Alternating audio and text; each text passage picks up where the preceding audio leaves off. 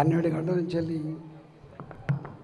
12 बजे से यहाँ पे जो वेट कर रहे हैं हमारे बहन लोग को नमस्कार करता हूँ।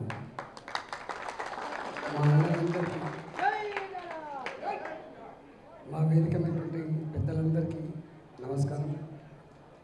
కాలాతీతమైంది ఇప్పటికే. మా హుసేన్ భాయ్ చూస్తున్నాడు, ఇంత పెద్ద మీటింగ్ పెట్టి నువ్వు టైంకి రాకపోతావని. ఆబాద్ జమ్మకొండ దగ్గర ఇలా పెద్ద జాతర జరిగింది. ఆ జాతరలో ఒక 2 hours మొత్తం జామ్ ప్యాక్ అయింది. అలా మేము ఇట్లకి వెళ్ళి పడి వచ్చినాం.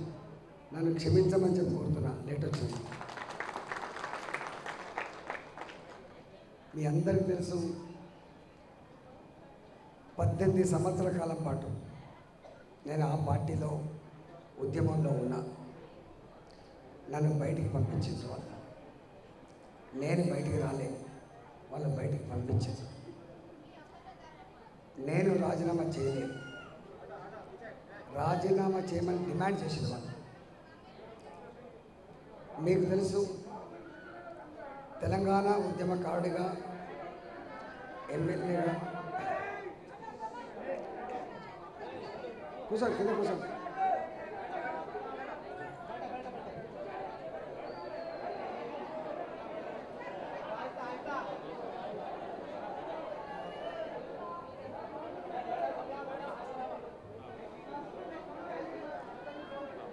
తెలంగాణ ఉద్యమకారుడిగా, ఎమ్మెల్యేగా, మంత్రిగా ఏం పనిచేసినో, ఎట్లా పనిచేసినో అదంతా మీ కళ్ళ ముందు ఉన్నది. నేను చెప్పుకోవడానికి ఆస్కారం లేదు. అకారణంగా, అన్యాయంగా నన్ను ఎల్లగొట్టి నాకు సవాల్ చేశాను. నువ్వు గెలిచింది కేసీఆర్ బొమ్మ మీద, కేసీఆర్ భిక్ష పెడతా నువ్వు లీడర్ అయినావు, నీకు దమ్ముంటే రాజీనామా చేసి గెలవమని చెప్పి చేస్తే తోడా ఇజ్జత్ ఉన్న బిడ్డను కాబట్టి ఈ పదవి కేసీఆర్ ఇచ్చింది కాకపోయినప్పటికీ రాజీనామా చేసి మీ ముందుకు వచ్చిన. ఇవాళ నిండు మనసుతో మిమ్మల్ని ఆశీర్వదించమని చెప్పి నేను కోరుతున్నా. నా కోసం అఫ్సర్ గారు, షేక్ గారు, ముజీబ్ గారు, ఇతర నాయకులు రాష్ట్రం నుంచి వచ్చింది. ఇక మా తమ్ముళ్ళందరూ ఉన్నారు.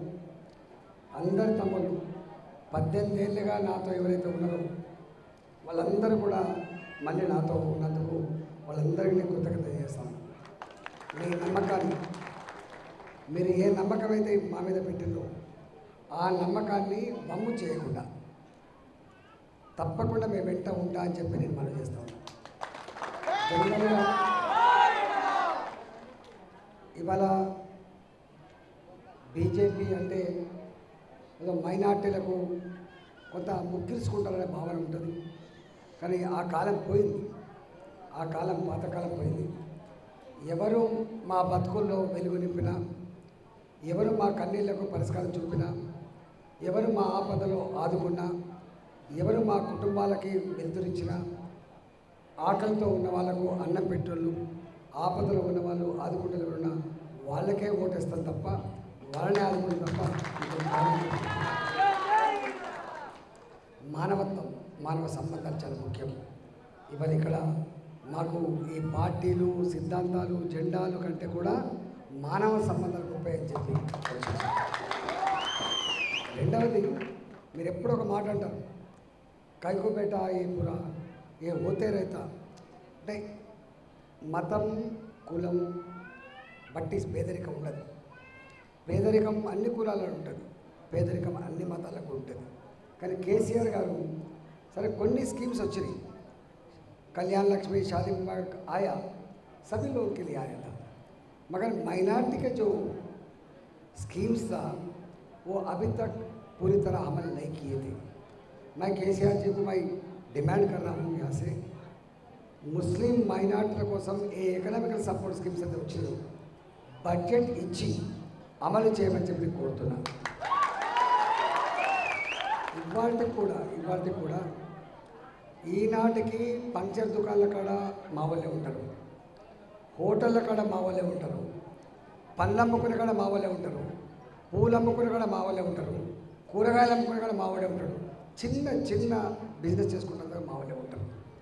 పేరుకు పెద్దవాళ్ళమైన ఇవాళ పేదరికాన్ని మాత్రం ఎక్కువ పేదరికం ఉన్నది మన మైనార్టీలో పట్టి.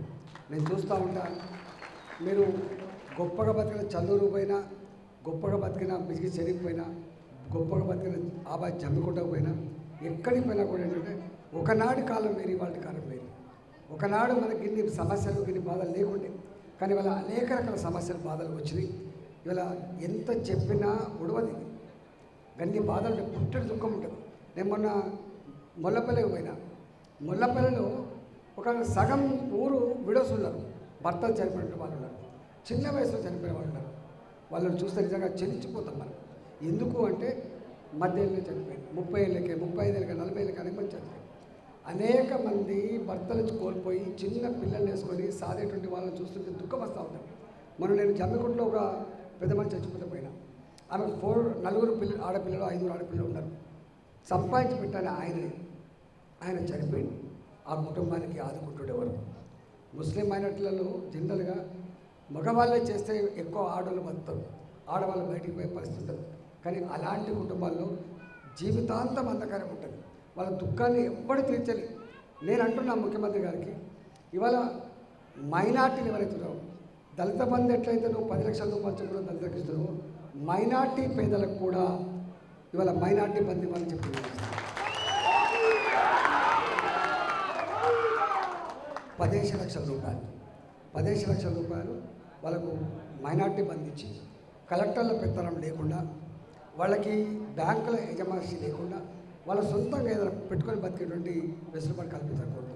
నిజంగా వీళ్ళ కార్లు కొనుక్కొని నడుపుకుంటారు వాళ్ళే ఉంటారు, ఆటో కొనుక్కొని నడుపుకుంటారు వాళ్ళే ఉంటారు, దుకాణం పెట్టుకొని బతికేటారు వాళ్ళే ఉంటారు, ఏదో ఒక చిన్న పని చేసుకొని బతికే వాళ్ళే ఉంటారు. కాబట్టి ఆ మైనార్టీలకు కూడా అది వాళ్ళని చెప్పబోతున్నా. బీసీలలో కూడా అనేక కులాలు ఉంటాయి, ఎరకలు ఉంటారు, ఒడ్డెలు ఉంటారు, రజకులు ఉంటారు, నాయి బ్రాహ్మణులు ఉంటారు. మనం చూస్తూ ఉంటాం. మనందరం వేరే ఎక్కడనో హైదరాబాద్ వేరు, కానీ ఇక్కడ మాత్రం ఏ కులమైనా ఏ మతమైనా అందరం కూడా కలుసుకొని కూలికి పోయే కాడ నన్ను కూర్చొని మాట్లాడుతూ ఉంటారు. నేను గ్రామాలకు పోతే అంటూ ఉంటారు, ఒకవేళ మీరు మైనార్టీలు ఎక్కువ ఉండి ఎవరైనా చిన్న పేదవాళ్ళు ఉంటే, బాబా బేటా ఏ బహుత్ గరీబ్ హై, ఈ లోకంతో సహాయత కరో, వాళ్ళు మీ వాళ్ళు కాకపోవచ్చు కదా, కానీ వాళ్ళ బాధను చూసి మీరు చెల్లించిపోతారు. మీరు అట్లా మీరు అడుగుతూ ఉంటారు. నేను ఈ మధ్యకాలంలో అనేక ప్రాంతాలు తిరిగినప్పుడు చాలా గంభీరమైన బాధాకరమైన లైఫ్ నేను చూస్తూ ఉన్నాను. కాబట్టి ఇవాళ నిజంగానే తెలంగాణ వచ్చిన తర్వాత డబ్బులకు కొదవలేదని చెప్పి ముఖ్యమంత్రి గారు చెప్తా ఉన్నారు. కాబట్టి డబ్బులకు కొదవలేదు నిజమైనప్పుడు ఆ డబ్బు ఎవరికి తోడ్పడాలి? ఆ డబ్బు పేదరికంలో కన్న పిల్లలకు అన్నం పెట్టలేక, కనిపించిన పెద్దవాళ్ళకు అన్నం పెట్టలేక, అర్ధాకలతో బతికేటువంటి వాళ్లకు ఇవాళ సపోర్ట్ చేయాల్సిన ప్రభుత్వం మీద ఉన్నది, సపోర్ట్ చేయాల్సిన ప్రభుత్వం మీద ఉన్నది. ఇవాళ కేసీఆర్ గారికి తెలియక కాదు, కానీ కేసీఆర్ గారు మరి ఏమనుకుంటుంటే మైనార్టీ ఎట్లాగైనా నాకే ఓటెత్తారనేటువంటి ఒక దాంతో అహంకారంతో మనం వట్టి ఇచ్చి చెప్పించుకొని ఏదో పేరు చేసుకుంటే తప్ప ఎక్కడ కూడా ఇవాళ దేశవ్యాప్తంగా కానీ మన రాష్ట్రం కానీ అందరికీ సమస్యలు పెరిగిపోయినాయి. సమస్యలు పరిష్కరించడే మా ఓడు అంటున్నారు వాళ్ళు పార్టీ కాదు. సమస్యలు పరిష్కరించి మాటలు చెప్పి పోయేటోళ్ళు, ఓట్ల కోసమే వచ్చి పోయేటోళ్ళు, ఓట్లప్పుడే వచ్చి మేము ఇది చేస్తామని చెప్పడం ఎవరు నమ్ముతలేరు. ఇవాళ వాళ్ళు కోరుకుంటున్నది నిజమైన ప్రజల పక్షాన నిలబడేవాడు, పేదల పక్షాన నిలబడేవాడు కోరుతా ఉన్నారు. కాబట్టి డెఫినెట్గా మీ బిడ్డగా నేను కొంచెం ఈ నియోజకవర్గంలో కబ్రస్థానాలు కావచ్చు, మసీదులు కావచ్చు, అనేక రకాల ఫండ్స్ విషయంలో నేను కొంత ఇచ్చిన. ఫస్ట్ టైం కూడా మా హుసేన్ భాయ్ ఇప్పటికే చెప్పి ఉంటాడు అన్ని విషయాలు. ఇవాళ అనేక దిక్కుల అనేక ఊర్లకు ఇవాళ హిమ్మత్ నగర్ పోయి ఇచ్చిన, వేణువెంకకు పోయి ఇచ్చిన, చల్లూరుకు పోయి ఇచ్చిన, ప్రతి దగ్గర కూడా ఏదో ఒకటి చేద్దామని చెప్పి అనుకున్నా, కొంత చేసిన, ఇంకా చేయాల్సి ఉన్నట్టుగా నేను భావిస్తాను. నా బిజిగి షరీఫ్ ఒక 500 మందికి ఉపాధి కల్పించాలని చెప్పి నేను ఎప్పుడు చెప్తా ఉంటాను మా సార్కి. కానీ వాళ్ళకి ఇక్కడ కాలే, సగం అయింది, సగం కాలేదు. అది కూడా పూర్తి చేసి నేను మళ్ళీ చెప్తున్నా, మా ముస్లిం మైనార్టీ పేదవాళ్ళకు కూడా దళిత బంధు ఎట్లయితే 15 లక్షల రూపాయల చొప్పున ఇచ్చినామో, పేదవాళ్ళ మీద ప్రేమ నిజమే అయితే, మైనార్టీల మీద ప్రేమ నిజమే అయితే ఇవాళ మైనార్టీ పేదలకు కూడా నేను ఉన్న వాళ్ళకి ఏమంటలేదు, నేను ఉన్న వాళ్ళకి ఏమంటాను, మైనార్టీలలో ఉన్నటువంటి పేదవాళ్ళకు కూడా 15 లక్షల రూపాయలు చొప్పున మైనార్టీ బంధు ఇవ్వమని చెప్పి డిమాండ్ చేస్తున్నా. రెండవది ముస్లిం మైనార్టీకి ఇప్పటికే ఎకనామికల్ సపోర్ట్ స్కీమ్ ఏదైతే ఉందో ఆ స్కీమ్ తక్షణమే అమలు చేయమని చెప్పి డిమాండ్ చేస్తున్నాం. నువ్వు అది లేటెంట్ ఉంటే కనీసం ₹1,00,000 ₹1,00,000 ఇస్తే కూరగాయల దుకాణం పెట్టుకొని బతుంటారు, పళ్ళ దుకాణం పెట్టి బతుంటారు. అట్లా వాళ్ళు చేయాలని చెప్పి కోరుతా ఉన్నా. రెండో డిమాండ్ ఏం చేస్తున్నంటే వాళ్ళ జాగాలలో వాళ్ళ వాడలలో ఇల్లు కట్టుకునే జీవకూడమని చెప్పుకుంటున్నాను. ఎక్కడో నువ్వు కాలనీ కట్టిస్తా అంటే పోయే ప్రసక్తి లేదు, ఎక్కడో నువ్వు ఇల్లు కట్టించాడు పో అంటే పోయే పరిస్థితి లేదు. వాళ్ళకు మమకారం ఉంటుంది. మాది మా మొల్లపల్లి, మా బిజిగి చెరీఫ్, మా చల్లూరు, మా ఆబాది అని ఇట్లా ఉంటుంది. కాబట్టి వాళ్ళ జాగాలలో కూడా ఇల్లు కట్టించేటువంటి స్కీమ్ ఇవ్వాలని చెప్పి నేను డిమాండ్ చేస్తా ఉన్నాను.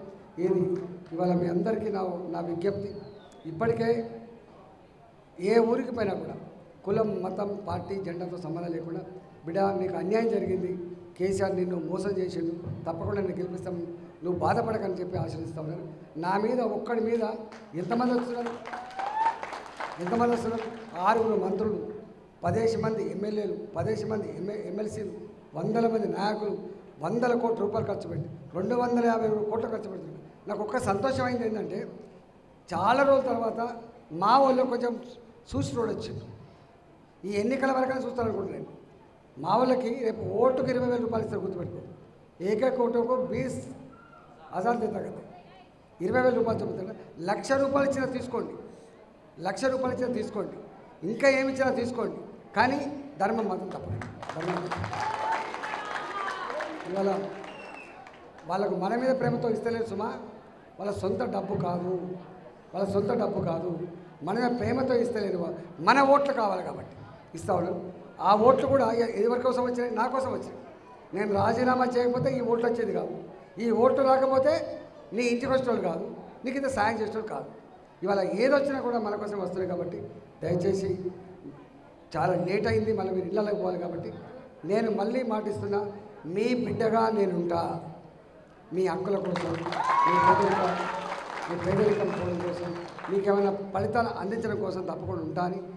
మస్జిద్లకు కావచ్చు, కబ్రస్థాన్లు కావచ్చు, నెగ్లెక్ట్ చేయబడ్డ ఏమైనా ఉంటే ఇంకా మిగిలిపోయింటే కూడా తప్పకుండా సపోర్ట్ చేస్తా అని చెప్పి మనం చేస్తూ, నేను అప్పుడు ఎట్లున్నాను అందరి బిడ్డగా పొత్తుల సర్దిగా ఎట్లున్నాను, రాబోయే కాలం కూడా పొత్తుల సర్దిలాగా ఉంటా, అందరి వాడిగా ఉంటా అని చెప్పి మాటిస్తూ సెలవు తీసుకున్నాను. నమస్కారం. ఈ కార్యక్రమం వచ్చిన మా వివేక్ భాయ్కి నమస్కారం.